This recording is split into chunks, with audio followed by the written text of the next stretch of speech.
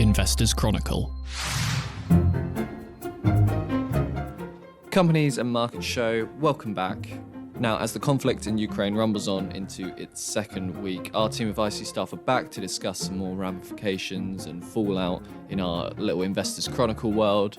And just one bit of housekeeping ahead of the podcast. We do have a few connection issues, so I do apologise for that, but hopefully it won't impede anyone's understanding of it. Right, without further ado, let's get going.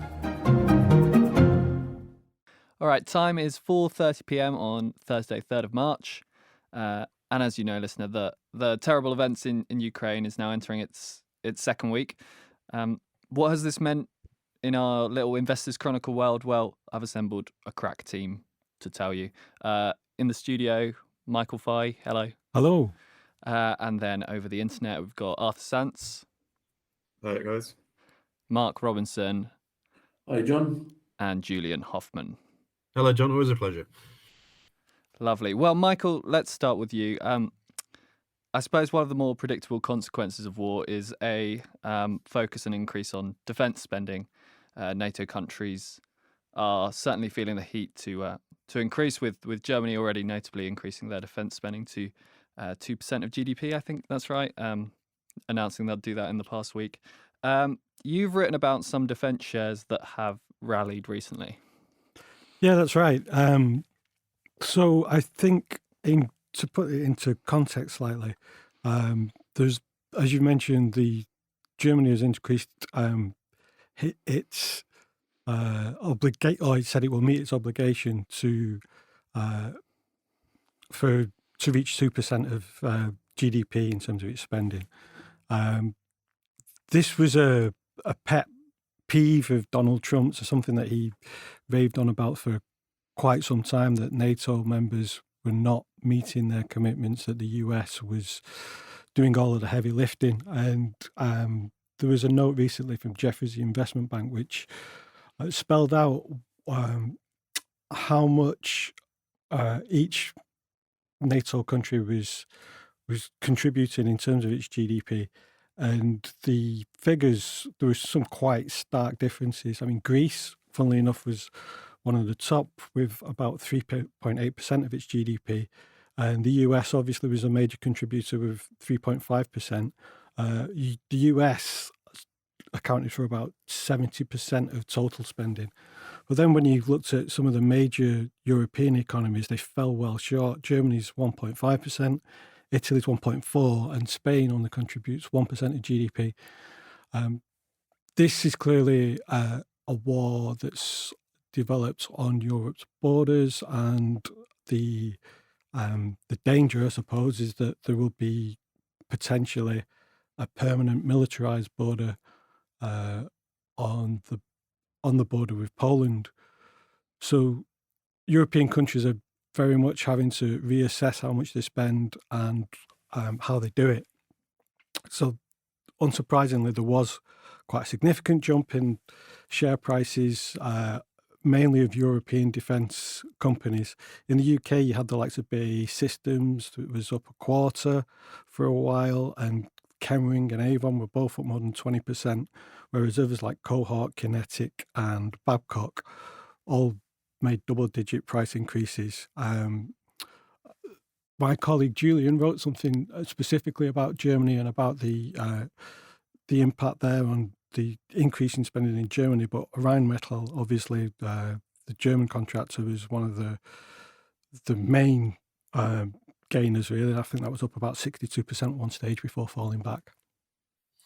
Yeah, it's quite an extraordinary story, that is, really, because Rheinmetall is one of the European. I mean, nobody really talks about it very much because it never had any real prominence, but it is one of the main defense contractor and manufacturers in Europe, and probably one of the biggest in the world by capacity. So the fact that they are looking at getting vast orders from the German state. I mean, the defense spending is doubling overnight. I mean, that's just an unprecedented peacetime, in inverted commas, outlay, and it's certainly something that we wouldn't have seen since the mid 80s. I don't think so. Sort of the height of the last Cold War was about 1985, and that must have been about the last time that we saw this kind of level of expenditure going into armaments, really. 1989-90, around the time of the fall of the Berlin Wall, was apparently the last time Germany spent about 2% of GDP on defence. Yeah, it doesn't surprise me at all. It's interesting, isn't it, that we feel safer in our beds during the evening, given the prospect of German rearmament, with ongoing territorial claims in Poland and Europe. But I'm not quite sure what I'm alluding to there. The sort of cyber aspects of the war, people always talk about wars in this century sort of being hybrid wars. I think traditionally it was fought with hardware and people, but now there's a big cyber aspect to all these conflicts. I think although this war has definitely sort of increased or awareness of the risks of cyber attack, it's really been a pretty big issue for US and UK companies for a while now. And Russia has been one of the sort of main antagonists in the situation. I think there was a Microsoft report published last year saying over 50% of all attacks were sort of Russian state-funded attacks. So even if they don't come directly from the Russian state, there are lots of sort of third parties, groups that are funded by the Russian state to sort of target US and UK companies. There was one really famous one in 2017 called the NotPetya ransomware, which the Russians used to infect the Ukrainian banking system, but the ransomware was designed to connect to any other system, and it spread to Maersk, who are the Danish shipping company, cost them 300 million. It also ended up spreading to FedEx in the US, and actually it was sort of so infectious it infected Rosneft, which is a Russian company, so they really had no control over where that was going. And actually the Russians have been getting better at it. The sort of effectiveness of the attacks have improved from sort of around 20% to around 30% last year. So obviously, the more they do it, the more effective they get.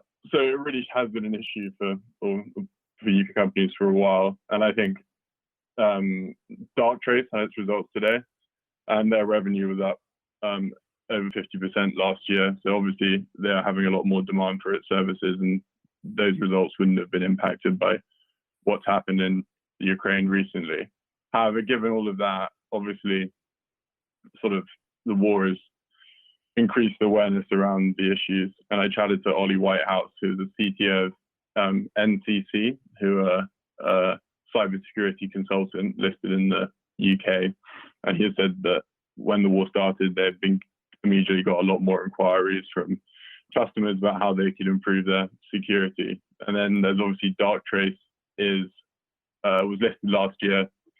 It's a bit of AI software, which is supposed to, rather than sort of preventing the attack from entering the system, the AI software sort of fights the attack once it's in the system. And because it's AI, it's supposed to be self-learning and improve over time. Darktrace's share price is up like 40% in the last week. So they've obviously, the market clearly thinks that Darktrace will profit from sort of increased awareness around the issues. NCC is a little bit different in the sense that like security is sort of a multi-part issue. You have the software side, but then the other part of having a secure system, other people, like with the Internet of Things nowadays and everyone working from home, there are lots of sort of devices and people on those devices that are connected up to the system. So to have a sort of wholesome security network, you need all the people in your organization to be aware of the risks as well, which is sort of where NCC as a consultant comes into it, as they sort of advise businesses on how to have a more holistic approach to security. So those are two sort of interesting shares in the UK that could benefit from it, NCC and Darktrace. But the other like big cloud companies, not that they need that much help given the growth in cloud revenue recently, but Amazon, Microsoft, Google, the big three cloud providers, I could see them also benefiting a lot from increased concern about cybersecurity because they invest. Microsoft, I think last year, they announced that they're going to increase spending in their cybersecurity aspects of the cloud business by $10 billion. And having all of your, if you're a sort of independent company, having all of your data on a cloud service that invests heavily in cybersecurity means that should be a safer situation than having your data stored on sort of your own server where you haven't got as much cybersecurity expertise. So there might also see even bigger increase in the number of companies looking to invest in cloud services. I think the thing that I found amusing is that it took a vast European-based war on the just for anyone to take Dark Trace seriously. I think is my sort of observation on that. I mean, yeah, that company was not that company's share price had been falling like a stone for months prior to this. Although that could have been something to do with the fact that people were selling out after their lock-in periods had expired. But I mean, there were real questions, weren't they, raised about the efficacy of their technology. But obviously, in a crisis, nobody asked too many questions, maybe. Yeah, I don't think our initial coverage was all that favourable, if I remember correctly. No, it wasn't. No, I think, but it's always better, for the newly listed companies. If you start out skeptical, at least then you can be proved wrong, rather than being a cheerleader and sort of looking like an idiot after a while. But yeah, we did. When Stephen Wilmot was with us, he conducted some research into it as well and came up with the optimal point at which you should get in IPOs based on past experience as well.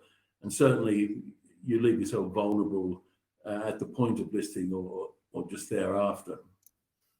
I think in terms of taking things for granted as well, one of the reasons why defence shares have rallied is because they've been largely ignored by the market. The FTSE 350 aerospace and defence sub-index is up about 11% this year, but down 6% over the past 5 years. And the PE ratios for the industry have been pretty terrible. And one of the reasons for that has been the fact that they are deemed unfavourable in terms of ESG funds and ESG investors.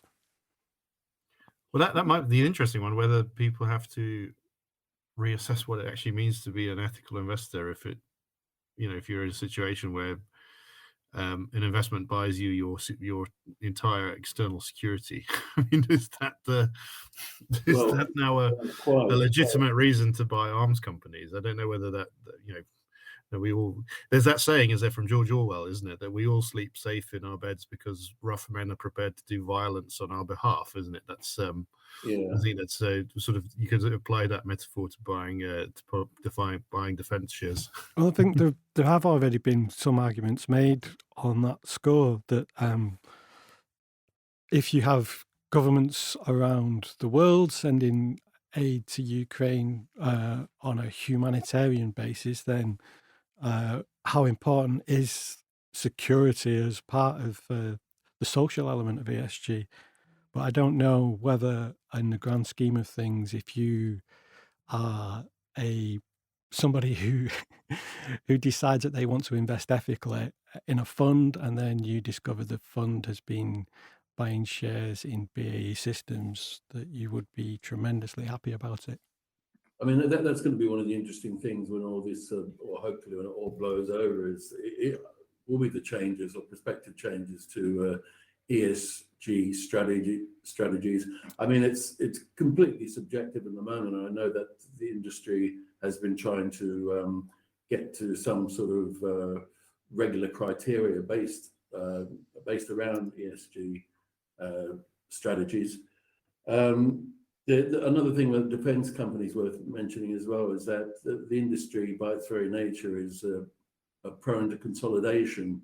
And if you're a contractor, Leonardo or BAE or Lockheed Martin, you're engaged in sort of long-dated projects with a lot of capital-intensive projects, front-loaded. So, by definition, these aren't growth stocks.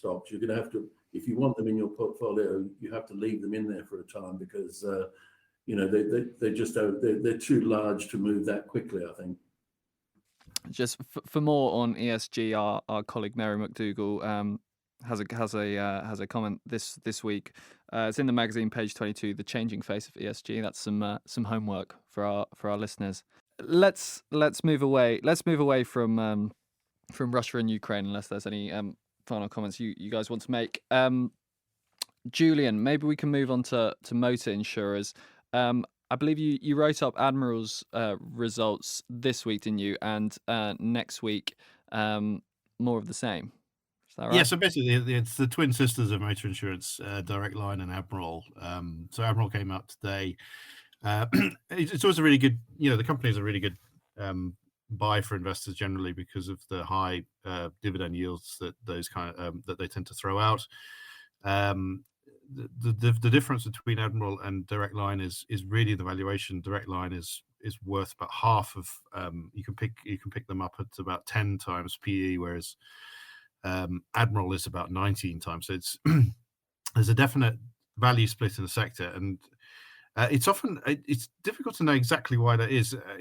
Direct Line's had this reputation for being a value trap for years, and it's always to do with the fact that they're very, very home market focused. They tend to have there's always some sort of inflationary or deflationary element to car insurance premiums, and this year is kind of no different. But what seems to be the case is that all of the insurers now are seeing the benefits of an inflationary environment coming through. So premiums are going up, and that's feeding through into the earnings. But the reason that premiums are going up is that if you didn't put the premiums up and you allowed inflation to get ahead of those premiums, you would end up being underinsured, which is the kind of the paradox of the whole thing. So, for example, like used car prices have gone up so much now. So if you crash your car and you buy a new car, there is a distinct risk that your insurance policy might not cover the value of your new car unless they get their forward risk right. And so what's been happening is that the insurers are benefiting from that environment. And we're seeing payouts, particularly in dividend levels, really going up very, very steeply. They're averaging now sort of 5 or 6% just on a basic level, and then there's lots of special dividends that come out of that as well. So by the time you add those all together, they're yielding 7 to 9% on average, which is quite extraordinary, really. And so Admiral's results today were very positive. And we're expecting something similar from Direct Line on Tuesday when they come out. I'll be covering those results, but investors should probably be looking at how the dividend's performing, and also whether they're seeing the same benefit as Admiral from inflationary premiums. So I think that's probably the most interesting thing I'm going to say about insurance all day. But yes, interesting. It's a market that has been overlooked, but now that we all need income that's inflation proof, is proving to be able to provide that. Great, thank you, Julian. And that concludes our insurance talk. And sorry, Mark, I forget what you wanted to cover. You had one last point, didn't you, before we headed? Yeah. So it's only a very brief point that the listeners may or may not be interested in. Just when I had a look at Weir's results earlier on this week, and what I found interesting there were some comments from management, and they were saying that their business, they're a high-tech mining engineer. Again, one of these companies that I said before is quite capital intensive in its own way. But they pointed out that the security situation at the moment and the likelihood of changes in public levels of support will provide a fillip for their business, because if we have a prolonged period of disruption from Russia, then key types of metals are going to be, such as lithium, nickel and copper, they're going to be in short supply in the market. As it is, there are already supply side problems there. But where this is interesting is when you look at the spread of electric motoring and the mandates associated with that, and plus the general transition to renewable energy generation, it provides ideal or very fertile ground for a company like Weir as well. And plus, the products that they do, or their manufactured products, help in terms of sustainability, because you're finding more and more sort of automation linked with mining, and it's not just about efficiencies, but it's also about safety, which feeds into the whole ESG argument again. So I guess what I'm trying to say here is that once the situation in Ukraine is resolved one way or the other, it'd be really worthwhile for investors and indeed we at the IC to take a step back and try and work out what the new normal looks like, because you imagine there's going to be some longer term changes in trading flows across the world for a number of different reasons too, and that has obvious implications for portfolio management. What prescient thought to end on, Mark. Yes. It was very comforting. Thank you, Mark. Ground in all hope. Yes, exactly. Well, guys, thank you so much for joining me once again. We'll be back same time next week. And big thank you to Michael and Arthur's first time on the podcast. So delighted to have you. We'll have you back shortly, no doubt. Once again, thank you for listening, and we'll catch up with you next week. Goodbye. The Companies and Markets Show was edited and produced by me, John Rogers. And don't forget to keep on sending in your questions for our guests to john.rogers@ft.com. That's john.rogers@ft.com. Thanks for listening.